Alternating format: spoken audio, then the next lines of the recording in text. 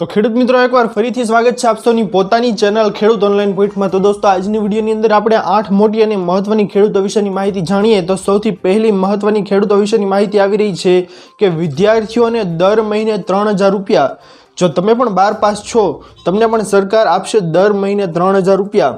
રોજગાર સંગમ યોजना અંતર્ગત દરેક વિદ્યાર્થીઓ એટલે કે સ્ત્રી અને પુરુષ બંનેને દર મહિને 3000 રૂપિયાની સહાય આપવામાં આવે છે। જ્યારે આ યોજનાનો લાભ લેવા માટે તમારે વાર્ષિક આવક 4 લાખથી હોવી જોઈએ, તમારા ઘરમાં કોઈ સરકારી નોકરી કરતું ન હોવું જોઈએ અને તમે 12 પાસ હોવા જોઈએ। જ્યારે આ યોજનાનો લાભ લેવા માટે તમારે એક ઓનલાઈન ફોર્મ ભરવાનું રહેશે, જે ફોર્મ ભરતી વખતે આધાર કાર્ડ, 12 પાસની માર્કશીટ, તમારું લિવિંગ સર્ટિફિકેટ, તમારો જાતિનો દાખલો, આ બધા જ ડોક્યુમેન્ટ કરી અરજી સબમિટ કરવાની રહેશે।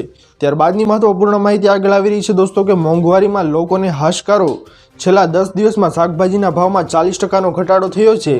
આ ઘટાડા સાથે દિલ્હીના છૂટક શાકભાજી માર્કેટના હાલના બજારના બટેટાના 30 થી 40 રૂપિયા પ્રતિ કિલો, ટમેટાના 30 થી 40 રૂપિયા પ્રતિ કિલો અને ડુંગળીમાં 50 થી 60 રૂપિયા પ્રતિ કિલો ભાવે વેચાઈ રહી છે।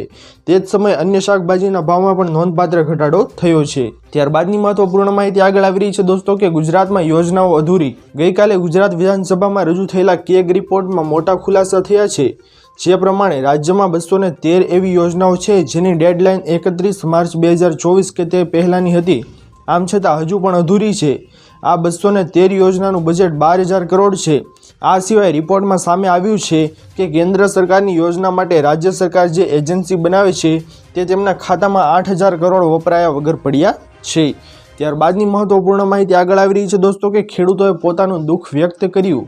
ખેડૂતોએ જણાવ્યું કે બાગાયત ખેતીમાં સરકારે જાહેર કરેલું રાહત પેકેજ ખૂબ જ ઓછું કહેવાય, કારણ કે બાગાયતી ખેતી પાછળ ખર્ચો પણ વધુ થાય છે, તેમજ ખૂબ મહેનત કરી આ પાક તૈયાર થાય છે, તેમજ અત્યારે જે પરિસ્થિતિનું નિર્માણ થયું છે તે પ્રમાણે તો સહાય તો ફક્ત ખેતરની સફાઈ કરવામાં જ ખર્ચાઈ જાય તેવી પરિસ્થિતિ છે। ત્યારબાદની મહત્વપૂર્ણ માહિતી આગળ આવી રહી છે દોસ્તો, રેકોર્ડ થયો છે ભયાનક આગાહીનો। પરેશ ગોસ્વામીએ જણાવ્યું હતું કે છેલ્લા 5 દિવસથી રાજ્યમાં ખૂબ જ ઠંડી પડી રહી છે। આ વર્ષની ઠંડી 2020 અને 2022ના વર્ષના ઠંડીના રેકોર્ડને તોડે તેવી સંભાવના છે। 18 અને 19 ડિસેમ્બર પછી આનાથી પણ વધારે ઠંડી પડવાની સંભાવના છે। તેથી પરેશ ગોસ્વામી કહી રહ્યા છે કે 31 ડિસેમ્બરથી આ ઠંડી 2020 અને 2022ની વર્ષની જે ઠંડી હતી તેના રેકોર્ડને આ વખતે તોડે તેવી સંભાવના દેખાઈ રહી છે। આમાં છેલ્લા 7 વર્ષનો રેકોર્ડ આ વર્ષની ઠંડી તોડે તેવી સંભાવના છે। આવનારા દિવસોમાં ગુજરાતમાં સિંગલ ડિજિટમાં ઠંડી જોવા મળશે। ઠંડી સાથે પવનની સ્પીડ વધારે છે, તેથી 15 તારીખથી 4 દિવસ માટે પવનની સ્પીડ થોડી ઘટશે।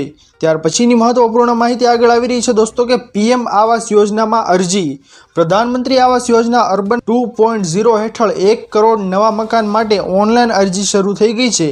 આ યોજના હેઠળ 1 કરોડ નવા મકાનો બનાવવામાં આવશે। આવાસ અને શહેરી બાબતોમાં મંત્રાલયના જણાવ્યા અનુસાર પ્રતિ યુનિટ રૂપિયા 2.30 લાખ મંજૂર કરવામાં આવશે।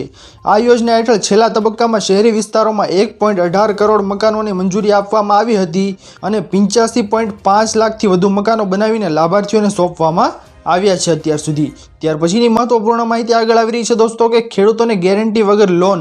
ભારતીય રિઝર્વ બેન્કે 1 જાન્યુઆરી 2025થી ખેડૂતો માટે ગેરંટી વગરની લોનની લિમિટ વધારી દીધી છે। નવા વર્ષથી દેશભરમાં ખેડૂતો હવે બેન્કો પાસેથી 2 લાખ રૂપિયા સુધીની લોન લઈ શકશે। આ અગાઉ આ પ્રકારની લોન માટે 1.6 લાખ રૂપિયા સુધીની લિમિટ હતી। આમ ખેડૂતો માટે આરબીઆઈએ 40000 રૂપિયાની લોનની લિમિટ વધારી છે। આરબીઆઈ તરફથી આ પગલું ખેતીના વધતા ખર્ચા અને નાના અને સીમાંત ખેડૂતોની મદદ કરવાના હેતુથી ઉઠાવવામાં આવ્યું છે આ પગલું। ત્યારબાદની મહત્વપૂર્ણ માહિતી આગળ આવી રહી છે દોસ્તો કે આયુષ્યમાન વય વંદના યોજના। વડાપ્રધાન મોદીએ 70 વર્ષથી વધુ ઉંમરના લોકો માટે આયુષ્યમાન યોજના શરૂ કરી। 70 વર્ષથી વધુ ઉંમરના લોકો માટે બનાવેલ આયુષ્યમાન ભારત કાર્ડને આયુષ્યમાન વય વંદના કાર્ડ કહેવામાં આવશે।